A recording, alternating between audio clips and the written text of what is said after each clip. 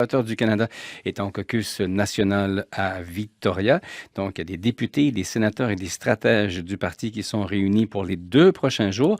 Pour avoir le pouls de ce qui se passe, nous joignons donc dans la capitale provinciale Alain Reyes. Il est député conservateur de Richmond-Arthabasca et aussi c'est le lieutenant politique du Parti conservateur au Québec. Monsieur Reyes, bonsoir. Bonsoir. Pas trop découragé par la pluie sur la côte ouest? Non, en tout cas, aujourd'hui, il fait très beau, puis je vous garantis qu'il fait plus chaud qu'au Québec en ce moment. D'accord. Compte tenu des divergences d'opinion et aussi des réalités des régions qui peuvent être donc différentes d'un endroit à l'autre, quels sont les enjeux qui ont été identifiés comme étant importants pour le Parti conservateur?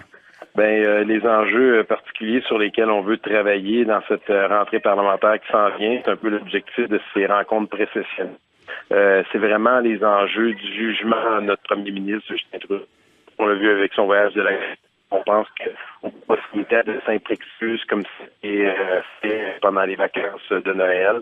On a pensé aussi aux problèmes d'éthique du ministre des Finances. Donc ça, c'est un enjeu qui est important pour nous la rencontre qui s'en vient bientôt. L'enjeu sur le marijuana. C'est pas un dossier qui est réglé. Il y a encore beaucoup de questionnements, beaucoup des provinces, des organisations. Et le budget aussi qui va. Monsieur Reyes, on vous entend très mal. Je vais vous demander de vous déplacer un petit peu. C'est un téléphone cellulaire et parfois, bon, il y a des problèmes. Je vais continuer à vous parler et si jamais ça ne va pas, il va falloir qu'on interrompe parce qu'on vous entend très mal. Aujourd'hui, le gouvernement fédéral a présenté sa vision au sujet de Poste Canada. Il est convenu que le courrier à domicile va se poursuivre. Par contre, là où il y a des boîtes, les boîtes communautaires, c'est le statu quo, ça ne va pas changer. Est-ce que vous en avez entendu parler et quelle est votre opinion là-dessus? En ce moment, l'opinion que l'on a, c'est que c'est une autre promesse brisée du gouvernement. Je peux vous dire que c'était un dossier chaud pendant la dernière campagne électorale. Et clairement, les libéraux avaient laissé sous-entendre qu'ils allaient revenir en arrière avec ce dossier-là. Ça aurait peut-être pas été notre cheval à nous, mais nous, ce que l'on reproche à ce gouvernement-là, c'est d'avoir dit quelque chose pendant la campagne électorale et de faire autrement, au même titre que le dossier de la réforme électorale. Parce que le gouvernement conservateur, lorsqu'il était au pouvoir, voulait plutôt privatiser Poste Canada. Dites-moi que je me trompe. Non, c'est pas privatiser pas Radio-Canada, mais Poste Canada, mais plutôt de faire en sorte de le rendre plus efficace, parce qu'on le sait, année après année, c'est plus de 12 à 13 de diminution du courrier conventionnel sous forme d'enveloppe qui est envoyé par les résidents un peu partout au pays. Donc, c'était de revoir nos façons de faire. Moi, j'aime souvent dire ce qui était bon il y a 20, 30 ans n'est plus nécessairement bon aujourd'hui. Et souvent, l'erreur, c'est de rester dans les vieux modèles sans se re-questionner et trouver des méthodes plus efficaces, plus efficientes. Donc, ce qui est dommage aujourd'hui, c'est que la population est de plus en plus cynique face aux politiciens et de voir qu'un gouvernement avait promis le retour en arrière et aujourd'hui brise une autre promesse qui s'additionne, et je tiens à le souligner, un peu comme la réforme électorale. Ça fait rien pour améliorer la cote de tous les politiciens, quelque parti d'où ils viennent. Il est beaucoup question par les temps qui courent de la légalisation du cannabis ou de la marijuana récréative. La date qu'on pense que ça va se faire, c'est le 1er juillet 2018. Ça a été évoqué à plusieurs reprises. Quelle est la position de votre parti sur cette question? Présentement, notre parti est pas du tout en faveur du projet de loi qui est déposé. Et en ce moment, je pense qu'on est la seule vraie organisation en ce moment qui est contre le principe de la légalisation tel quel et en passant, qui n'est pas nécessairement contre la décriminalisation, qui est une avenue qui aurait pu être amenée, qui aurait été une avenue beaucoup plus, je dirais, responsable. Mais on représente aussi, je pense, tous les citoyens et citoyennes qui sont contre le projet de loi, donc la façon de faire du gouvernement pour arriver à cette légalisation. Et là, clairement, on considère que c'est totalement irresponsable. Il y a encore beaucoup de travail à faire.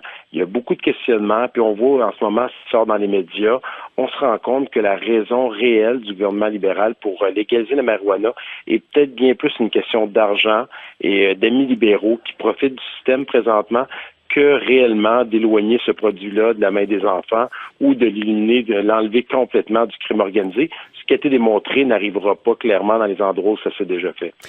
Autre sujet, l'accord de libre-échange nord-américain. On en est rendu à une 6e ronde de renégociation de cet accord. Est-ce que la démarche du gouvernement Trudeau est celle, vous l'appuyez en ce moment? Ben présentement, on travaille avec le gouvernement libéral. L'accord de l'ALENA est en danger, clairement. C'est des milliers et des milliers d'emplois partout au Canada qui sont à risque d'être perdus avec cet accord-là. Donc, on travaille. On sait qu'on a une Bose, notre ancien chef intérimaire, travaille avec le gouvernement libéral. Pas plus tard que la semaine passée, notre chef Andrew Scheer avec 6 autres députés ont été aux États-Unis pour essayer d'aider. Mais on est inquiet aujourd'hui. On le voit dans les autres enjeux économiques. On pense au dossier du bois d'œuvre, qu'on pense au dossier de la gestion de l'offre, qu'on pense au PTP où on a échappé les États-Unis dans cet accord-là qui avait été négocié par l'ancien gouvernement conservateur.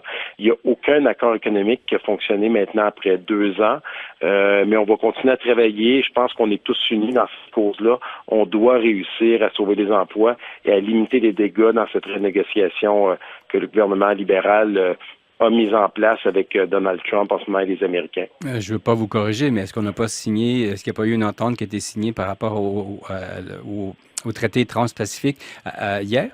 Oui, l'accord qui a été signé, c'est exactement l'accord du Parti conservateur qu'il avait signé, mais avec les Américains. Donc aujourd'hui, on a un accord, mais avec un des plus gros acteurs en moins. Donc il n'y a rien de plus qui a été mis sur la table pour aider notre économie canadienne, à part de perdre un gros joueur avec nous. Mais ça, c'est le gros joueur qui a décidé de quitter. Tout à fait. Oui, tout à fait là-dessus, on s'entend, mais je veux dire qu'il n'y a rien de nouveau que ce qui avait déjà été fait dans le passé en ce moment en termes d'accord économique. D'accord. Monsieur Reyes, vous avez proposé, vous, un projet de loi pour doter tous les véhicules d'urgence au pays d'un défibrillateur cardiaque. Qu'est-ce qui motive votre projet de loi? C'est un dossier qui me tient vraiment à cœur. Moi, j'ai un ami personnellement qui a été sauvé, qui jouait au hockey dans un aréna et qui, grâce à un défibrillateur cardiaque qui avait été payé par la Chambre de commerce de notre région, qui avait été installé dans cet aréna-là, les gens qui jouaient, les autres joueurs ont pu sauver la vie de cette personne-là. Quand j'étais maire à ce moment-là de la ville de Victoriaville où s'est arrivé cet incident, j'ai fait un appel à toute la communauté des affaires, aux organisations, les institutions scolaires de santé, pour qu'on dote tous les lieux publics de défibrillateurs et dans les véhicules d'urgence. Et c'est un peu ce projet-là que je souhaite apporter, mais à l'ensemble du Canada. Chez nous, on sauve des vies à tous les ans grâce à des défibrillateurs qui sont installés un peu partout. Et imaginez si dans tous les véhicules d'urgence, que ce soit pompiers, GRC, police municipale, dans tous les lieux, si on va pousser encore plus loin, les lieux publics, les arénas, les gymnases, les écoles, c'est clair qu'on va sauver des milliers et des milliers de vies partout au Canada, des vies qui coûtent très cher, sans compter tout l'aspect humain qui est rattaché à ça. Et vous avez espoir que ce projet de loi deviendra une réalité au cours du prochain Parlement? Je l'espère, sincèrement. Je fais partie des privilégiés qui ont la chance de déposer un projet de loi ou une motion privée dans le cours du mandat et qui peut se rendre à terme avant la fin, en espérant qu'il n'y ait pas de prorogation du Parlement. Mais j'ai bien confiance. En tout cas, les signaux que j'ai des députés des autres partis politiques vont dans le bon sens. Je pense que tout le monde est en train de laisser tomber la partisanerie.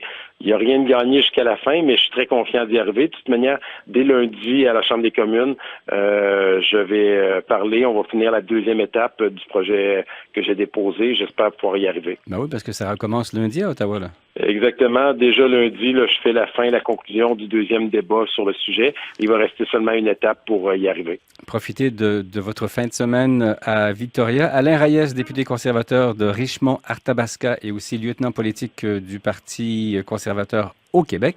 Merci d'avoir pris le temps de nous parler. Ça fait plaisir. Salutations à tous vos auditeurs. Merci, au revoir. Bonjour.